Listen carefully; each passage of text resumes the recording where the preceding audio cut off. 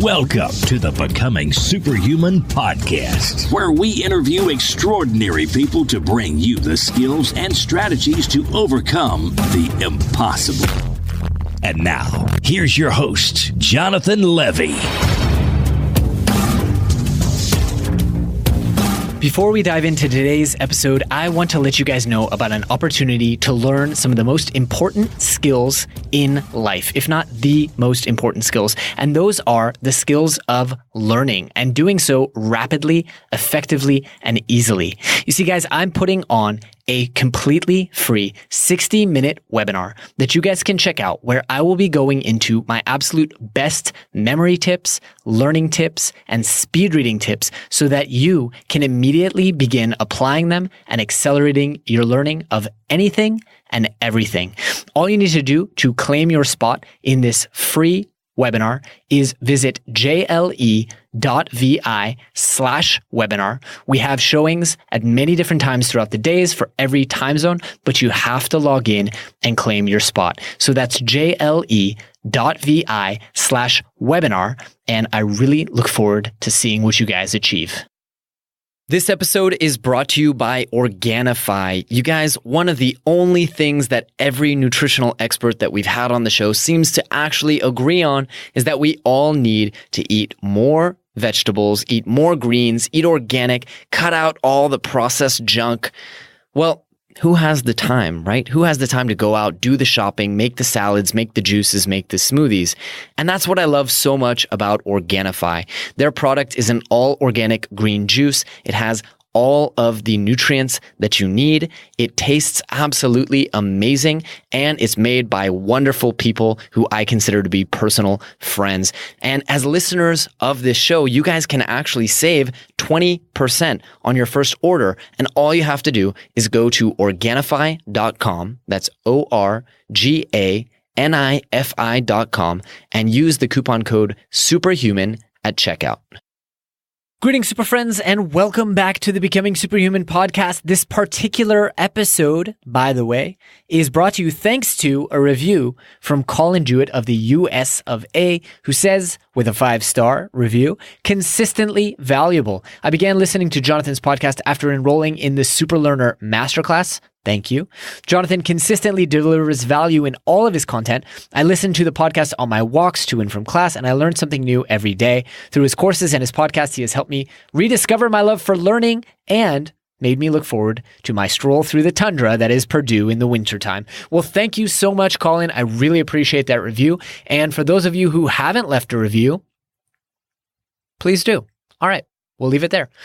On to today's episode. You guys, today we are rejoined by Dr. Greg Wells, a scientist, broadcaster, author, coach, and athlete. You might know him as an associate professor at the University of Toronto, where he studies elite performance, or where he serves as the senior scientist in translational medicine at the Hospital for Sick Children, where he actually leads the exercise medicine research group. You might also remember that we had Dr. Wells on the show where we talked about elite athletic performance, and we talked about his book, The Ripple Effect. But today, we're not going to talk about all of that or any of that, really. We're actually going to talk about something that I've become obsessed with, and that is digital distraction. Some of you guys might know that I've put out posts in the past, such as the #1 productivity trick that I accidentally discovered. And I've talked with folks like Steven Kotler and many, many more about the effects of digital distractions and how they are literally wrecking our brains. Well, in this conversation, I won't call it an interview, I'll call it a conversation. We go into that, we start understanding why it is that you need to pay so much attention, why it's a much bigger deal than you think it is, and what you can do about it to prevent damaging your brain and screwing up your entire productive life. And no, I'm not exaggerating. So it's a great episode. I think you guys are really going to enjoy it. Without any further ado, my super friend, Dr. Greg Wells.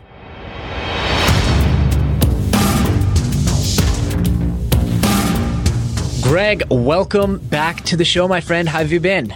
Good, Jonathan. Everything's great. It's been a crazy year. All is going well. Sun is streaming into my office right now. It's Monday morning. Coconut coffee is next to me. Mic is set up, and I'm fired up to talk to you. Beautiful. Is that some MCT oil coconut coffee you've got going? Yeah, all hands are on deck this morning. So Beautiful. All the biohacks are happening as we speak. Oh yeah, man. I'm on the mushroom coffee. So we'll see what's working better, the MCT oil or the mushroom coffee. We'll do a vote at the end who did better. Yeah, awesome. Yeah. So Greg, you were telling me just before we hit record this story, because last time we spoke, we were talking about elite athletic performance. We were talking about the ripple effect. We talked about genetics. And that was a great and interesting call. But then when you and I caught up over email, you blew my mind because you and I are interested in a very similar thing right now, a very similar epidemic. Tell the story that you just told me, if you don't mind retelling it. Yeah, absolutely. So speaking of focus, I'm going to turn on the do not disturb button on my computer here. And so I'm at the back of a conference with a buddy of mine, Bruce Bowser, and we're watching this incredible speaker. And as we look around the room, we're noticing that there's like not an insignificant percentage of the population of that room is looking at their phones. And we're like, what the heck are they doing? We actually said, what the F are you doing? I don't know about your audience, if I'm allowed to swear on this or not, but it was insane. And then we went outside afterwards and we got out on the break and like 98% of the people are sitting there on their phones. And then we went for a walk in this beautiful European city. And a few times we had to get out of the way of people that were face down in their phones and nearly walked into us. I didn't even look at the drivers. I'm sure it was the same with the drivers. And we're like, this is crazy. Like no one is paying attention to what's going on around them. Everyone's on their phone. It's not like I'm perfect. Like I've had moments also in the past where I've been madly addicted to my phone. And we're like, we got to do something. Like we got to write a book about this. And so we did. 1 year later, The Focus Effect just came out, which is our latest book. And I've done zero marketing. I did one LinkedIn blast and it was like number one on Amazon, Canada and the US. I'm getting emails already from people who are like, this is exactly what I needed in my business, in my school. I've read it, like it's exploding and I've done zero to like market this thing. So it's really hit a nerve for a lot of people, I think. Absolutely. And the reason I'm so into this right now, I was at my first Genius Network meeting and Joe was talking about Deep Work, Cal Newport's book, and just what an incredible impact he had. And that's one thing that you notice in the room when you're in a room with the most highly performing executives.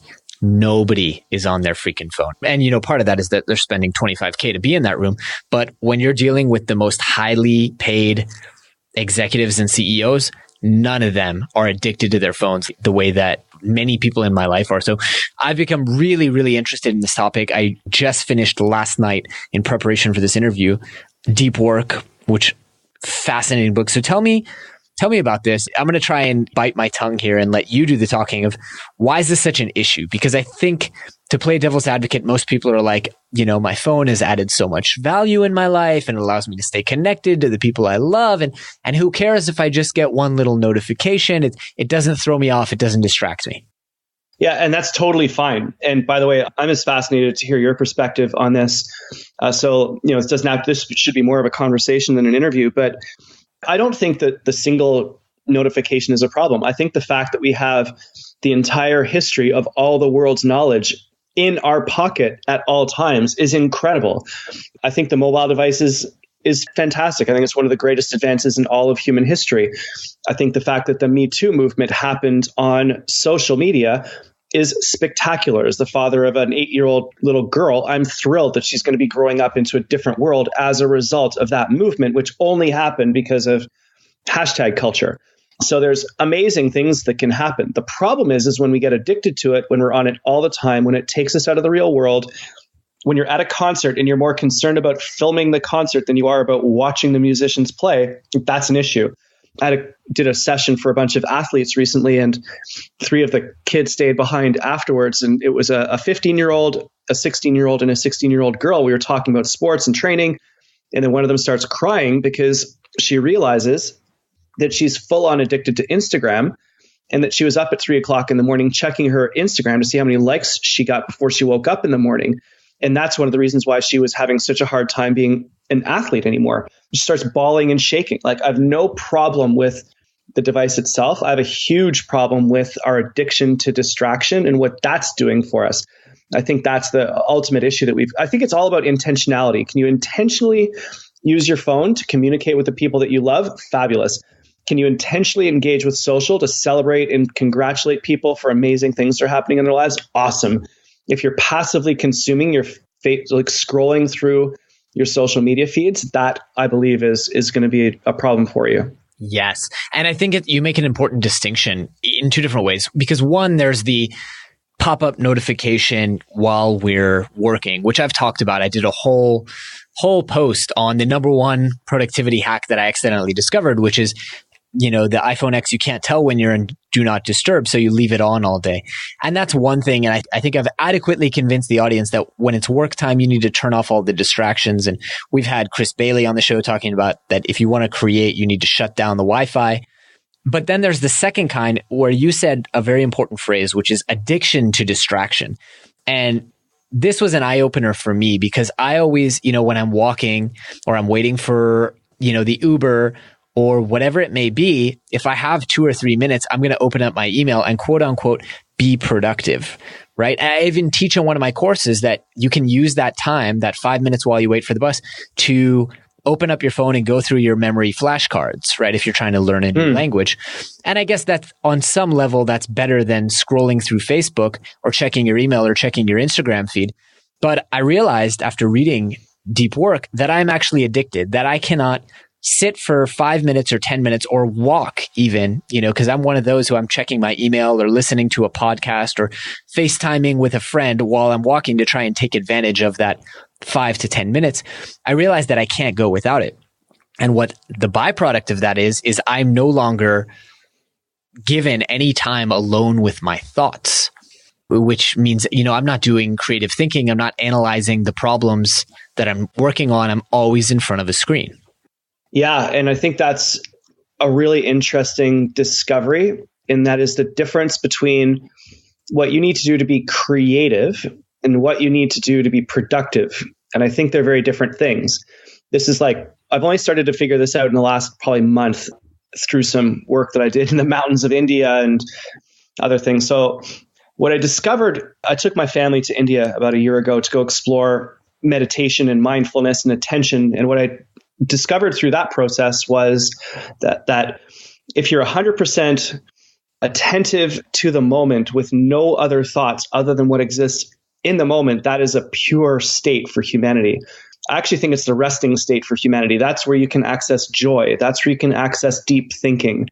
That's when you can access your true potential as a human being. Great quote from Jose Bautista, a baseball player here in North America.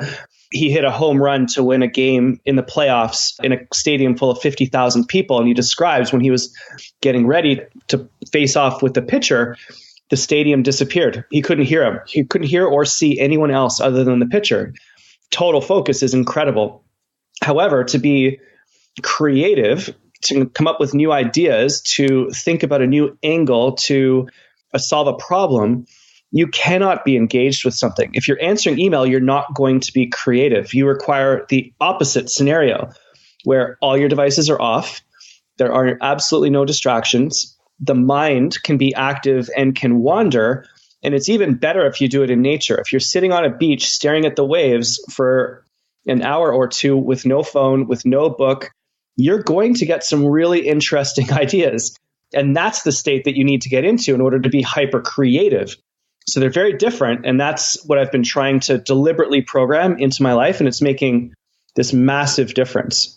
Absolutely. And everything you're saying is so solidly backed up by research, whether it's, the research from Csikszentmihalyi and the work that Steven Kotler's been doing on flow, and that we need hours of interrupted. I mean, even that one interruption is going to break you out of flow.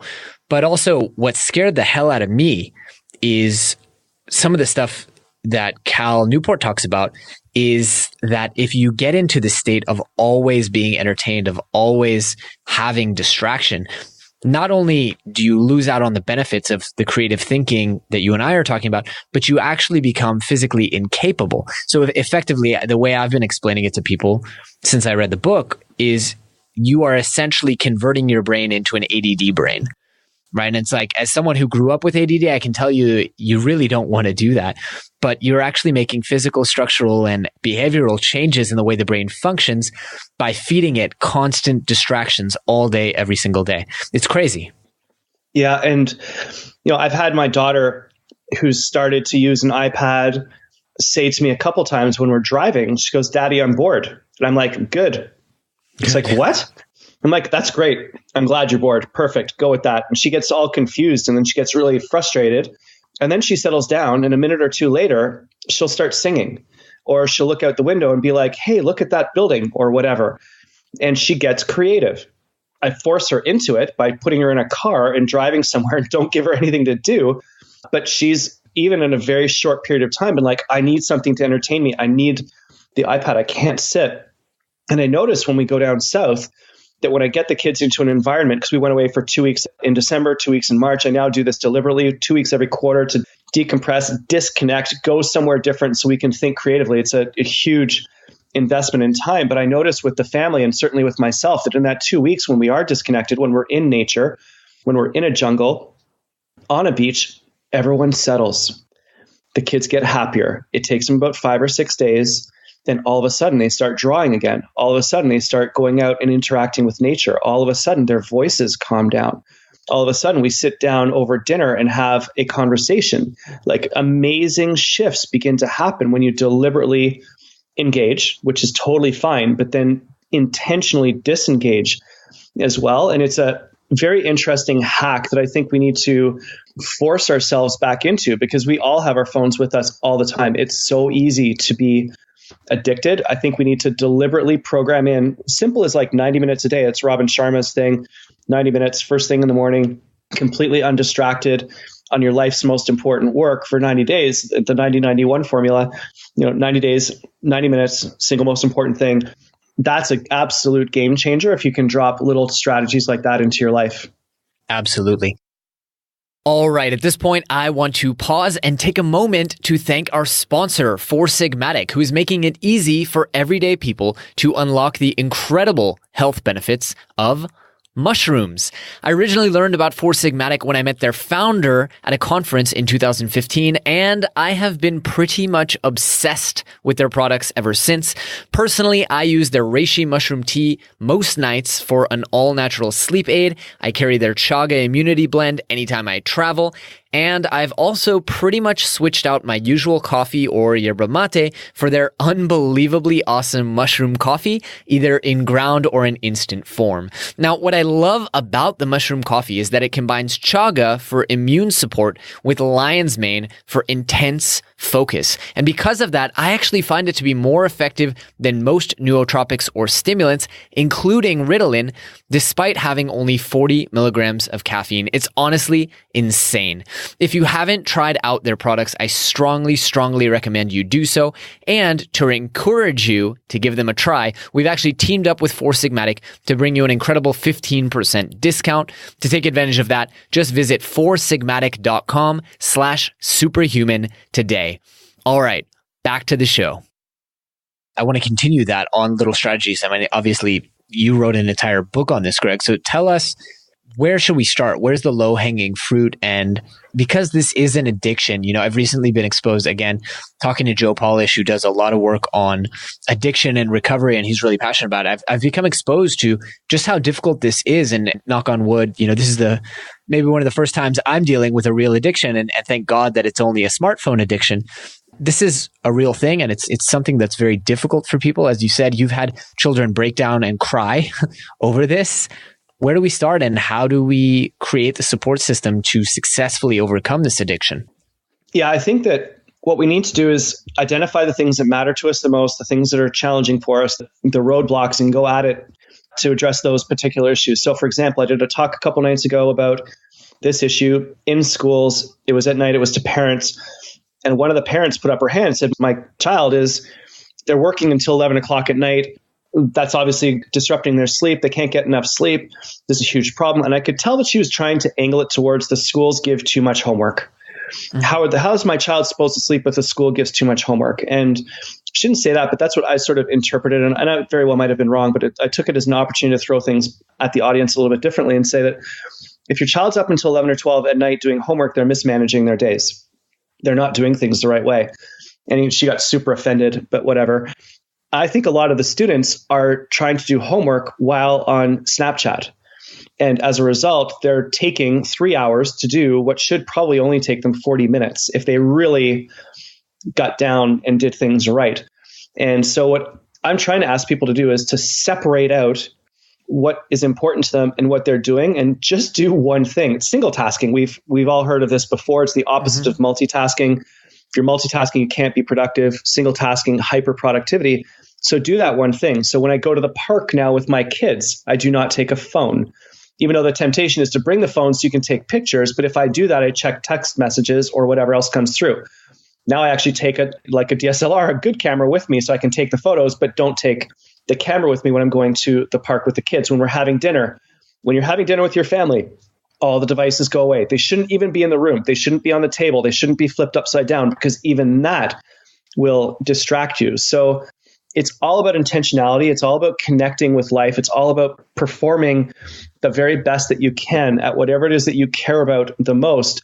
And at certain times, by all means, take an hour and do social. Take an hour and connect with friends. FaceTime with somebody that you haven't spoken with in a while. Use the device to learn. Find a cool article to read about. Follow someone interesting on Instagram that inspires you. Like lately, I've started to follow Sasha DeGillian. She's a climber, just an incredible, powerful climber who's inspiring hundreds of thousands of little girls to live a life that's challenging and risky, but fun. There's lots of great things you can do, but it's just about intentional use and separating things out so that you do one thing at a time really, really well instead of trying to do everything all at once. Yeah, absolutely. And I think people, if they just try that, it sounds so easy. It sounds so simple. And in fact, the research shows us, that we all think, I don't have a problem. I don't have a problem. I can focus if I want to. Try it. You know what? Try it since Facebook has gotten so addictive, and try it in the last few years since iPhones have gotten so interactive. Try it. Sit down and actually try to go a day or even a week without Facebook. Delete the Facebook app from your phone and see what you feel, because I think you'll be shocked and appalled just at how addicted we've all become. And I say this as someone who has taught courses on productivity and avoiding distraction, but it creeps in and it becomes such a central part of your psyche that I don't think most people realize. Yeah, and it's a great experiment to run. So it's crazy. I went for a walk downtown in Toronto where I live through the financial district because I was meeting a buddy there for lunch, and I did not pull out my phone while I was walking, and I watched people. It was unbelievable how about 80 to 90% of the people are walking with their faces down in their phones. And then I took the streetcar home. It was about an hour, and I deliberately sat there and did not use the device. It was in my pocket, and it was so hard not to reach in and grab my phone. And that shows me that I'm also super addictive. Like, I use social media for work. I use it to push out the content that we create. We try to help people by getting our content out there. And so I love to check like what's resonating, what's not resonating with people. But still, that urge to check, 3, 4, 5, 6, 7, 10 times a day is brutal. And so today I've actually blocked, after we get off the phone, I've got the entire day blocked off for a very important project. I plan on turning off Wi-Fi. I plan on turning off my phone, putting away my iPad, sticking on headphones so I don't hear anything else. Like, you have to create these conditions to allow you to be deeply engaged. But at the same time, that experiment that you're talking about to test your addiction is also a really interesting, uncomfortable thing to try. So everyone who's listening, check that out. You'll be amazed at what you experience. Right. And I think one of the most interesting takeaways for me of reading about this is just learning that so many of history's greatest thinkers, even though they didn't have the distractions that we have, they didn't have internet, but they still had their mail coming in and they still had people coming and knocking on the door to their office. So many of history's greatest thinkers have just left, right? Just gone out into the woods for the week, not for vacation, but Carl Jung, being the most famous one, just had a work cabin that he would go into the mountains of Austria and just work. And so more and more I'm thinking, I work at a WeWork because it's a social interaction for me and it's good to be around people and not be at home in my studio all day. But more and more I'm thinking about ways that I can go off the grid and not put myself in willpower situations, because as my buddy Ben Hardy will tell you, willpower doesn't work. And if you have access and if it's so easy to turn around and tell someone something funny that you just thought of, you will. So that's one thing that I want to commit to over the next couple of years is find myself a retreat that I can go to anytime I want to get work done. Absolutely. Thomas Edison had a very specific place inside Menlo Park where he would go to do his thinking. And when he went into these few rooms, which included a bedroom so he could take a nap, a small kitchen where he could make some food, and a zone where he could do creative work and come up with new ideas, it was understood that you do not disturb him when he's in there or you're fired. Like you're out, you'll never be around again. Wow. That was his do not disturb zone. We even think of many historically brilliant writers always disappearing to go to somewhere else to write. And I've discovered that place for me is in Central America, where there's no internet. There's jungles, there's oceans, and there's a house that I can rent that has no connections. We go there, spend 2 weeks. That's where the deep thinking takes place. That's where the recovery and regeneration takes place. Obviously, I can't move there for long periods of time. But when I heard about this Menlo Park scenario, and I was coming home from the Titan Summit with Robin Sharma, and Steve Wozniak was there, and he was talking about this type of creativity as well. We committed to creating a section, a part of our home, 2 rooms, to replicate that scenario that Thomas Edison had. And I'm sitting in that room right now, and there's very specific pieces of art on the wall. There's a concert poster that was signed by 2 brilliant artists that I just love. There's this amazing piece of work by Jane Waterhouse, right beside me, showing people in connection. I've got my computer here. My headphones are all set up. It looks outside over a park, so I can stare into nature whenever I need to. So we've very specifically dedicated a part of our house to this so that when I work at home, I can do this deep type of work. And then just like you, when I need to engage, I'll go to the university, I'll go to the hospital, I'll go to a WeWork as well, where I can be surrounded by people, which creates a very different energy. But I've loved the fact that we've created this little micro Menlo Park within our home that allows us to do really, really cool stuff. Absolutely. Absolutely. And I think it's so important for people to, especially people who are salaried employees, because so many of them think that part of their job is always being available to the boss or to coworkers, and always being available on email, always being available if someone knocks on your door. And it's not. Your job is to put out high quality work, whether that's new press releases that you're writing or, working on the books, the accounting, whatever it is. Everything outside of that core deliverable is not your job. And so you have to set those proper boundaries. And I think one of the most important things you can say is no. Yeah, I missed that day in kindergarten when they taught us that word. And for most of my life, I said yes to absolutely everything. And I don't regret it, because obviously it's led to some pretty incredible things. But I've discovered later in life that saying no is critically important. And most importantly, when you do say no, when you explain to people what you're doing, they're like, yeah, okay, that's cool. I get it. Good job. So last summer, actually 2 summers ago, I took the summer off to write The Ripple Effect, because I was trying to do it piecemeal and it wasn't working. So I took 2 months off, July and August, no meetings, no phone calls, no public speaking engagements, nothing. The university was shut down, so I could do that. And that was the time when I was able to write my book. When anyone messaged me, they're like, Greg, I need to meet with you about this. I'm like, I'll see you in September. I got to write my book. And they're like, yeah, great. I'll see you in September.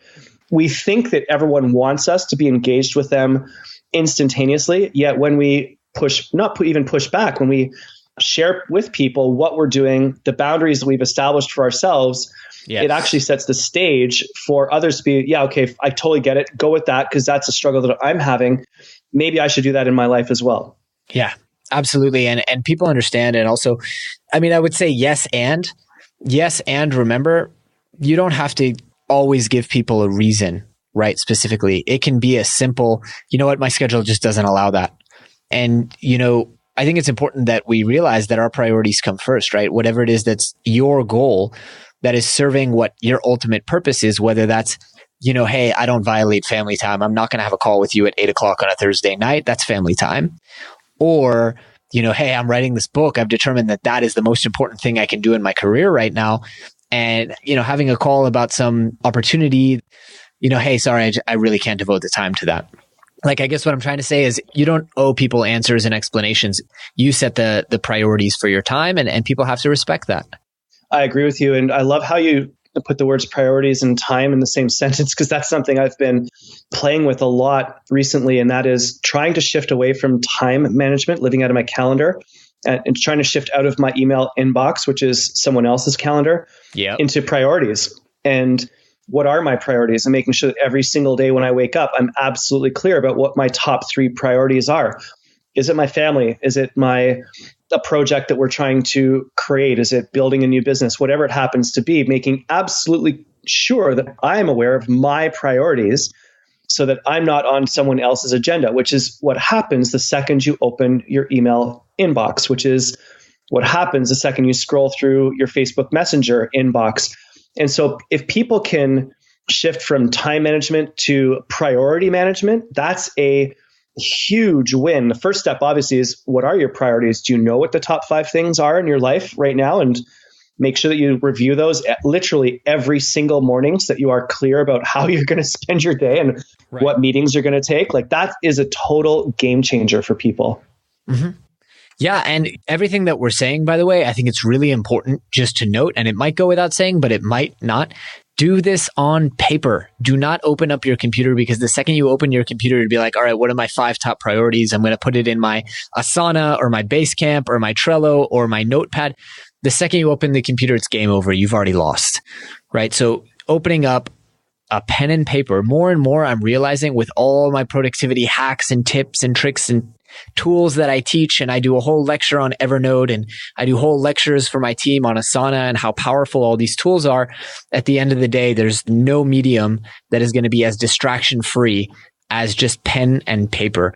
And literally, I understand when I'm doing that I'm sacrificing, in many cases, the ability to share, because my handwriting's not really legible for other people. I'm sacrificing, the ability to search it because my handwriting isn't legible for optical character recognition. I'm sacrificing so many different things, but it's all worth it at the end of the day because I've never been looking at a piece of paper and gotten a notification, Absolutely. And, I had the chance to spend a little bit of time with Richard Branson about 4 years ago now. And I know everybody references Richard Branson, and it's hard to relate to him because he's, hyper wealthy and all those other things, got degrees of freedom that we don't have. But, one of the things that he said in the Q&A session that I got a chance to sit in on was that he always carries a notebook with him for ideas. And it's a hard copy physical notebook.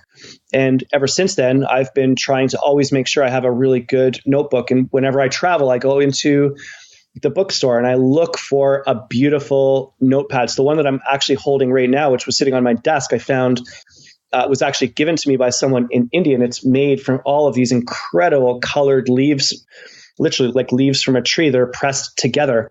And I've got some wild stuff written in here, and it's incredible. You flip through it and you can see which ideas like led forwards and which ideas got crossed out and bolted. And I've got all of these flow charts that, I created. And the other thing I ended up getting was a really good pen. Mm-hmm. I enjoy writing in this notebook. Like I like it. I carry it with me. It's with me all the time. I use it on airplanes. I use it from time to time when I'm sitting around just to make sure that it's a different thing that I'm using than my computer. When I'm doing computer work, it's computer work. When I'm ideating, it's in this journal. When I have an idea that pops into my brain, I fire it down into the journal. I always keep that really nice pen. A heavy pen is made from carbon fiber and steel. Like it's a really cool, funky pen that I keep with me to write in. So you're absolutely correct. And the other idea on this hard copy thing is get real books, like the ones made out of paper. Because when you're at home, I truly believe so much better for you to read off of hard copy books because you're not being pinged by a notification. You're not tempted to flip over into Twitter. And you can actually go deep on the content of this book. And I, for example, just recently worked my way through Walter Isaacson's biography of Leonardo da Vinci, which is sitting on my desk right next to me. And there's some stunningly beautiful pictures in there. And there's this incredible connection that you can make to the hard copy work. And I actually have the same book on my iPad because I do read books off my iPad when I travel because I don't like to haul things, through airports. And I noticed a huge difference between my ability to consume content and learn off of hard copy books versus consume content and learn off my iPad. So that's another sort of journal plus books is a really interesting strategy that people can put into play. I love that. And I've got 2 things to add to that. One, I discovered that for me, an issue with the paper notebooks was number 1, running out of pages. Number 2, weight. If you have a thick notebook, it gets to be weighty. And so one of my employees recommended, and I've been using it a lot and I love it, this Rocket Everlast Rocket Book, I think it's called. It's basically an erasable notebook, which helps you scan things. So you can scan it right into Evernote. And based on what you check mark on the bottom, it'll go into Evernote or Google Drive or Slack or whatever. So you can have the feeling of like, okay, I'm not going to lose this completely. It's going to go somewhere into the cloud, but it's not digital. It's actually erasable pages. And that's really helped me. And because it's erasable, there are only so many pages on it, which I like because it's very lightweight. And then that basically what you said was the reason that I bought the Kindle, as opposed to I used to read on my iPad and I realized I was never actually getting reading done because notifications would come in, or, it's too easy to click and go into something else, or, hey, I want to research that further. Again, because of the weight issue, I ended up going with the Kindle because, as a speed reader, I'll read 2 or 3 books on a vacation, but there's no notifications and there's no Twitter on your Kindle, which I love. Yeah, that's a really interesting strategy. So the other good thing about the Kindle is I think the backlight's slightly different. So it's not sizzling your brain quite as much as the larger screen. So that's another benefit from that one as well. I still wear orange glasses because the backlight is white. But I found it to be significantly better than a normal screen. Interesting. Yeah. So I want to ask you, Greg, what is the first step for people? I know we talked a little bit about, what can people do and how can they do it? Where would you say people start? What is the piece of homework that we should assign to them for this week? If they could start with I'll give 2 ideas and you can play with this. The first one is win the morning. And if you can take control of your morning, I think it's going to set you up for a very different day. So instead of waking up, checking your email, checking social, wake up, make sure that your phone's nowhere in your bedroom, and do something that is going to make you healthier and better. So meditation, gratitude journaling, on a paper and pen, strategize about what you want to do for the day, get a workout in, make an incredible healthy smoothie, talk to your family, engage with your kids, kiss your spouse on your way out the door. Like, just own your morning and make it your morning, not someone else's. Mm-hmm. And then the second idea would be try to find a way during the day to separate work from your addiction to distraction. Work for a 90-minute block, be distracted for 30 minutes. Sort of that 90-30 block seems to work really well for people. Deep focus for 90 minutes, and then deliberately distract yourself and recover, regenerate in that 30 minutes. So try to create some separation between attention and distraction. And I think that that will make a huge difference for you as well. Absolutely. So I really, really love that. Of course, I want to ask Greg, where can people find the new book? Is it on Amazon? We'll obviously link in the blog post, but tell us about it. Yeah, the book is The Focus Effect. It's by myself, Greg Wells, and Bruce Bowser, who's the CEO of a very large moving company called AMG Campbell. We've become really good friends over the last few years, and we had a really cool, fun collaboration on this book. And of course, if anyone wants to connect with me directly, I'm on all social media channels, which is kind of ironic given this conversation. But if you want to intentionally connect with me, and I will intentionally respond back to you, they're all at Dr. Greg Wells, and my website's drgregwells.com. Awesome. Greg, I really appreciate this conversation. I really think it's an important message. I hope people will take it very, very close to heart. And thank you for your time. Jonathan, thanks for your time also, and all of your work around learning, which I think is so incredibly important in this world. I think we've sort of lost that importance of being continuous learners forever. So I'm a huge fan of what you're up to. So thank you for all the hard work that you do to make the world a better place as well. Back at you, brother. Thank you. All right, super friends, that is all we have for you today, but I hope you guys really enjoyed the show, and I hope you learned a ton of actionable information, tips, advice that will help you go out there and overcome the impossible. If you've enjoyed the show, please take a moment to leave us a review on iTunes or Stitcher, or drop us a quick little note on the Twitter machine at GoSuperhuman.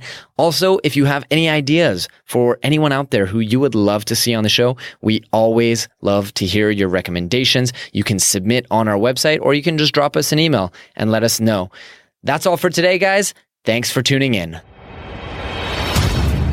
Thanks for tuning in to the Becoming Superhuman podcast. For more great skills and strategies, or for links to any of the resources mentioned in this episode, visit www.becomingasuperhuman.com/podcast. We'll see you next time.